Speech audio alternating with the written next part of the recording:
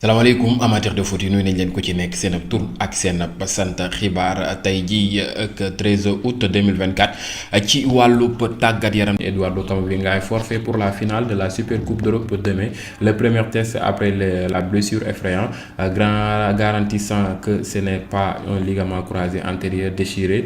D'autres tests suivront cette semaine à Madrid li ñu test yi jot a génne nag nee nañ vraiment ligament croisé jotu koo am kon nag ñu ngi xaar la suite ndimbiri nar a demee semaine bii di ñëw daal dinañ wane lépp loo xam ne ni jot naa am ci blessure kookee ñu naan ko Camavinga ngeen xamee ko noonu. Ancelotti nag génn ba jëmale ay kàddu wax ko ci équipe bu Real Madrid. Ancelotti: avoir autant de bons joueurs a ruiné mes vacances. Je me demandais sans cesse qui allait jouer. Les joueurs qui ont moins joué la saison dernière ont été très importants dans nos matchs. Mu ngi noonu il en sera de même cette saison avec des joueurs sur le banc qui seront importants. C'est un très gros problème pour moi dëkk ci ay j'y pense tout l'été. Nee na nag mën naa ni joueurs yu bëri yim am noonu moo ko tere dund vacances am te joueurs yu mag yim yore noonu day toog di xalaat naan kan moo war a football kan moo warut a football loolu jaxase boppam bu baax a baax mu ngi noonu nee na les joueurs qui ont moins joué la saison dernière ont été très importants dans nos matchs. Nee na joueurs yi nga xam ne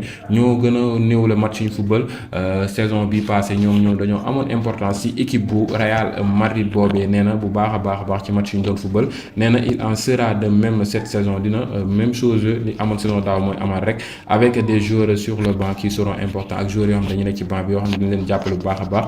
Nee na problème bu rëy a rëy la pour moom mu ngi doon teg ci ay ree. Nee na daf doon xalaat bu baax a baax ci été bi lu bëree. Ancelotti nee na est-ce le meilleur effectif que j'ai eu? Honnêtement c'est très difficile car j'ai toujours eu un excellent effectif au Real Madrid. J'avais Bale kookee ñu naan ko Ramos, Pepe, Cristiano, Casemiro, Kroos. J'ai toujours eu un excellent effectif.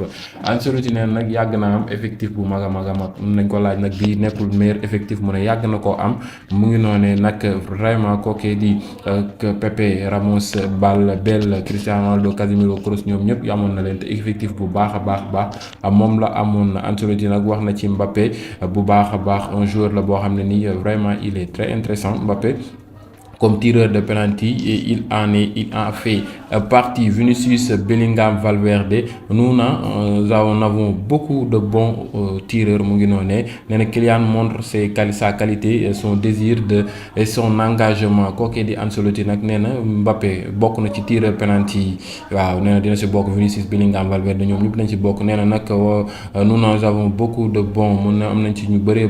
Kylian Mbappé wane na ay qualité am mu ngi noonu ak bëgg-bëggam engagement ci Real Madrid. Mbappé est arrivé en bonne condition. Mbappé ñëw na ci condition yu baax a baax comme tous les autres joueurs comme joueurs yi yëpp nee na il s'adapte bien. Tous les joueurs peuvent jouer demain. Nee na adapté wu na bu baax a baax te joueurs yu yëpp mën nañoo football joueurs yu bëri mën nañoo football suba ci match bi dox diggante Real Madrid ak kooku di Atlanta Super Coupe bi. Valverde nous avons hâte de jouer avec les nouveaux joueurs. Valverde nee na nag yàkkamti nañ football ak joueurs yu bees Real Madrid yi. Nee na je suis sûr que Mbappé laissera sa marque au Real Madrid. Nee na am na lu ko wóor que ni Mbappé na bàyyi empreinte am foofee ci Real Madrid. Je vois Mbappé très motivé, il nous aidera. Nee na gis na Mbappé bu motivé wu nee dina leen jàppale bu baax a baax. Jadon Sancho veut rejoindre kookee ñu naan ko Manchester United demande plus de 60. Sancho dafa bëgg rejoindre Paris Saint-Germain. Manchester United demande plus de 60 millions d'euros pour le joueur. Le dossier ne sera pas simple pour Paris nag li Manchester United laaj dafa laaj tolloog 60 millions d'euros kon goomu mu yomb pour Paris. Manchester United nag officialisé na Mazraoui mi nga xam ne mooy takk numéro 3 le Marocain moom ngeen di gis noonu bu doon joueur bu nar a am importance pour Manchester United. Latéral moderne la ni muy yéegee noonu lay wàccee il est très offensif mu ngi noonu ngeen xamee ko noonu. Conor Gallagher est de retour à Londres et attend que sa situation soit résolue pour pouvoir rejoindre Atlético. Il était ravi de jouer sous les ordres de Diego Simeone. Gallagher nag delluwaat na foofee ca Angleterre Londres Chelsea pour régler situation am ak kooku di Atlético Madrid pour mën fa rejoindre nag yàkkamti na dem kooku di Diego Simeone coach ko bu baax a baax moom loolu la bëgg. La Juventus de Turin a trouvé un accord avec Francisco Conceição mu ngi noonu doomu Conceição mi nekkoon Porto. Juventus Turin mën naan trouvé na accord ak moom. Le club italien doit maintenant entamer des négociations avec Porto pour fixer le montant du transfert. Juventus nag dafa war a actuellement déggoo ak Coquet yi Porto pour mën a fixer montant transfert bi pour mën a faa ñëw wéyal bu baax a baax Lille nag dóor na 3 buts à 2 dafa nul maanaam 1 but partout mook Coquet di Fenerbahçe ngeen xamee ko noonu Lille élimine dafa nul après dóor ko mu ngi noonee Lille élimine Fenerbahçe de Mourinho des préliminaires de la Ligue des Champions après prolongation mu ngi noonee prochain objectif.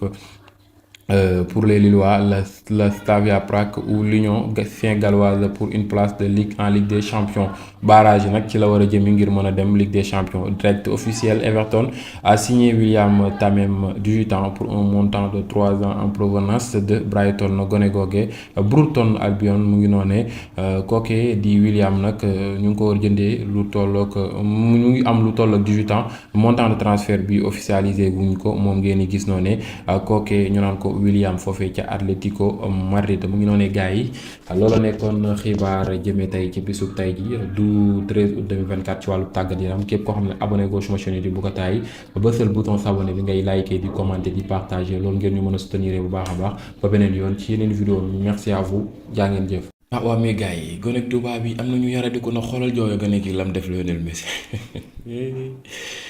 non mais ñi mën nañoo tooñ salaam gars yi bëgg naa leen nuyu ku ci nekk seen tur ak seen sant te laaj Lionel Messi photo jaayante ba am ko mu génnee mooy Cristiano Ronaldo ndànk taxaw di photo moo tax lu ko Messi ñàngal xam naa lu ko mënoon conc sax na koy conc doon ay rival mais geste bizarre non mais dañ koy def uniquement pour gaañ ko yéen bu ngeen nekkoon place Lionel Messi yéen nan ngeen koy dondee ngeen bindal ma ko ñu waxtaanee ko mais gars yi kookee ñu naan ko Manchester United devient la première équipe à terminer à la 2e place du Community Shield 10 fois.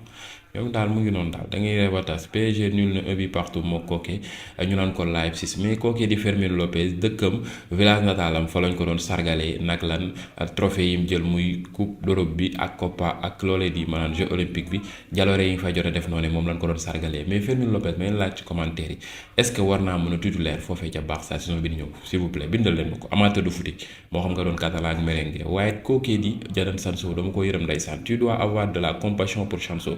Son dernier penalty à Wembley l'a vu rater lors de la finale de l'Euro 2020 bi dernier penalty am bi mu dóor Wembley da ko raté l'Angleterre ratant ainsi le trophée face à l'Italie Angleterre ñàkk trophée bi contre Italie ci coupe d'Europe boobee 2020 bi waaye dans le même stade boobee dans le même filet bi même côté bi lors d'une finale l'histoire s'est répétée contre Manchester City Manchester City Community Shield bi moom it mu raté beneen penalty ñàkkloo kookee di Manchester United mu doon loo xam ne c'est triste pour lui. États-Unis moo jël coupe jeux olympique bi football jigéen ñi Brésil doon médaille d'argent bi kookee di Allemagne jël médaille de bronze bi moom ngeen gis noonu ngeen xamee ko noonu gars yi ma leen xaar ci commentaire yi nan ngeen ko gisee képp koo xam nag abonné go suma chaîne YouTube bu ko taay bësal bouton s'abonner bi ngay like di commenter di partager jaa ngeen jëf.